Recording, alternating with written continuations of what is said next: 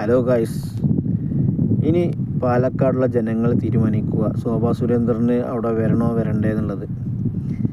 ഇവരുടെ ഉള്ളിലുള്ള എന്താണോ നമ്മളെല്ലാവരും പ്രതീക്ഷിച്ചത് ആ സംഭവം പുറത്തു വന്നിട്ടുണ്ട്. അപ്പം ഇനി ജയിച്ചിട്ടുണ്ടെങ്കിൽ എങ്ങനെയായിരിക്കും എന്ന് നിങ്ങൾ മനസ്സിലാക്കിയാൽ മതി. ഓക്കെ. വോട്ടർമാർക്ക് പണം നൽകിയെന്ന പരാതി. ശോഭാ സുരേന്ദ്രനെതിരെ ആരോപണവുമായി കോൺഗ്രസ് രംഗത്തെത്തി.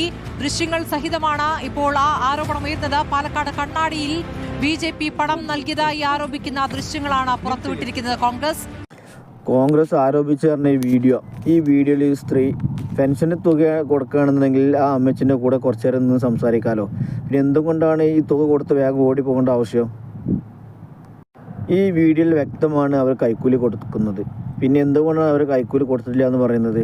പിന്നെ ഒന്ന്, ശോഭാ സുരേന്ദ്രന് ഈ കൈക്കൂലി കൊടുത്ത് വീഡിയോയും അതുപോലത്തെ അവർ പിന്നാലെ പോയ ആൾക്കാരെ ഭീഷണിപ്പെടുത്തുന്നുണ്ട്.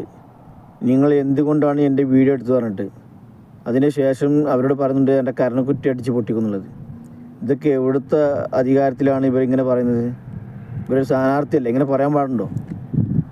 എന്തായാലും ബാക്കിയുള്ള തുടർന്ന് കാണുക. ഓക്കെ. എനിക്ക് മനസ്സിലായില്ല, ആ ഭാഷ എനിക്ക് മനസ്സിലായില്ല. എന്റെ മൊബൈലല്ലേ, നിങ്ങൾ അതിനോട് സംസാരിച്ചാ പോരെ, നിങ്ങൾ ചെയ്തോളൂ. വീഡിയോ ചിത്രീകരിച്ച ആളെ ഭീഷണിപ്പെടുത്തുന്നു, തിരിച്ച് വീഡിയോ ചിത്രീകരിക്കുന്നു ശോഭ.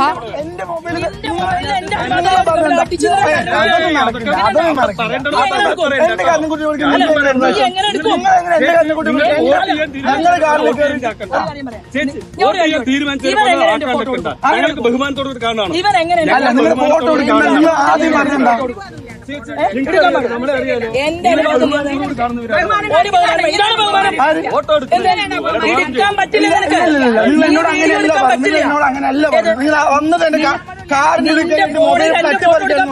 എന്റെ മൊബൈൽ തട്ടിപ്പറിക്കണം.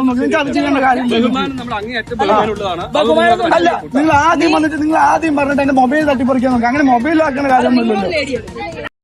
നാളെ പോളിംഗ് ബൂത്തിലേക്ക് ചെല്ലുമ്പോൾ പാലക്കാടുള്ള ജനങ്ങൾ ഇതിൻ്റെ ഉത്തരം തരുമെന്നാണ് എല്ലാവരും പ്രതീക്ഷിക്കുന്നത്. ശോഭാ സുരേന്ദ്രൻ്റെ തനി സ്വഭാവം ഇപ്പോൾ എല്ലാവർക്കും മനസ്സിലായി കാണുമെന്ന് വിചാരിക്കുന്നു. അപ്പോൾ ഇങ്ങനെയൊക്കെ ആയിക്കഴിഞ്ഞാൽ, വിജയിച്ചു വന്നു കഴിഞ്ഞാൽ ഇതിൻ്റെ അപ്പുറവും പറയാൻ സാധ്യതയുണ്ട്. അപ്പോൾ പാലക്കാടുള്ള ജനങ്ങളാണ് ഇനി തീരുമാനിക്കേണ്ടത്